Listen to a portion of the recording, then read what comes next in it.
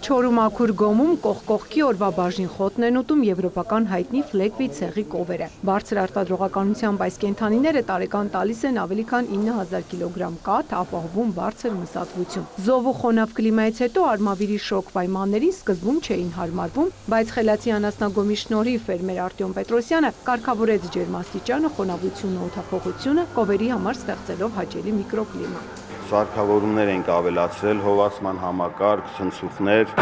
որտեղ իրանք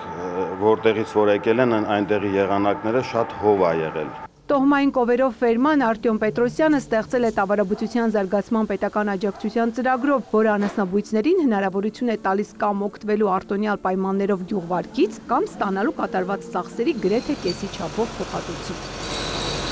Ծրագիրը ունի երկու բաղադրիչ։ Եթե բանկի, այսինքն վարկավորման բաղադրիչից են օգտվելու, որի շրջանակներում տրամադրվում է 2% տոկոսադրույքով վարկ, եթե արտերկրից են ներկրում, եթե ներկրում են տեղի շուկայից, ապա 3% տոկոսադրույքով։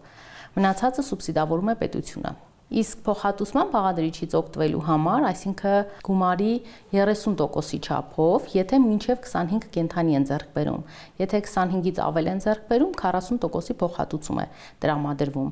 Ապրիլի մեկնարկած ծրագրով արդեն ներկրվել է 90 գլուխ խոշոր եղջերավոր անասուն, 250 գլխի հայտը հաստատվել է, իսկ 169-ը դեռ ընթացքի մեջ է։ Ծրագրին դիմելու ընթացակարգը պարզեցված է, ֆերմերները հայտը ներկայացնում են առցանց, կցելով տոհմային կենդանիների վկայականները։ Շահառուն օգտվել է ծրագրի երկրորդ բաղադրիչից եւ 60 կենդանու արժեքի 40%-ի չափով ստացել է փոխհատուցում, այսինքն 24 միլիոն դրամ։ Այս ցեղատեսակի կովերին արոտ չեն տանում, կճղակները թույլ են, մարմնի քաշը մեծ, չեն դիմանում հայաստանյան քարքարոտ ու լեռնային տեղանքին։ Այդ պատճառով էլ կենդանիները պահվում են փակ տարածքում, որտեղ ուտում հանգստանում են, իսկ խելացի անասնագոմի համակարգը հնարավորություն է տալիս ընդամենը 2 աշխատակցով իրականացնելու ֆերմայի բոլոր աշխատանքները։ Մենք նպատակ ունենք սրանց ավելացնենք, շատացնենք, մեծացնենք մեր ֆերման, որ մեր երկրի համար ինչ-որ մի լավ բան անենք։ 1-2 ամսից, երբ հոտը հասնի օրական առավելագույն 25-ից 30 լիտր կաթնատվության պայմանագրեր կկնքի, վերամշակող ընկերությունների հետ տնտեսությունը դարձնելով կայուն կաթ մթերող, իսկ քանի որ 60 երինջը հղի է ներկրվել, ամբողջական մատակարարումը հնարավոր կլինի ծնից հետո, առաջին 3 հորթին արդեն հատուկ պայմաններով խնամում են։ Նայեք, շատ առողջ, ծնվել է 33 կիլոգրամ, նույնն էլ տղա է, այնտեղ ունենք աղջիկ Զիտանա։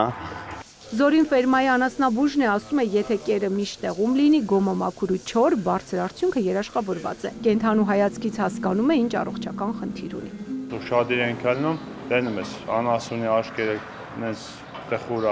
չի, նոր արդեն ջողում ենք, առանձնացնում ենք ջերմաչափում եւ առաջին բուժօգնությունը իրանց հանդեպ կատարում։ Իրանք կարճ ժամանակում մեջ քաշ են տալի։ Բայց տեղականը համեմատենք մի տարի պահենք տեղականը, ու էսի պահենք նույն կերով, նույն ռեժիմով, էսի ավելի բարձր եկամուտ ենք ստանալու։ Իդեպ այստեղ կովերին մանրացված կեր ու վիտամինահանքային աղեր են տալիս դասական երաժշտության ներքո։ Վստահեցնում է, նպաստում է կաթնատվության բարձրացմանը։ Ծաղկանուշ Միրզոյան, Հայկուշ Ասլանյան, Ռաֆիկ Սողոմոնյան, Հայկ Պետրոսյան, Տուրեր։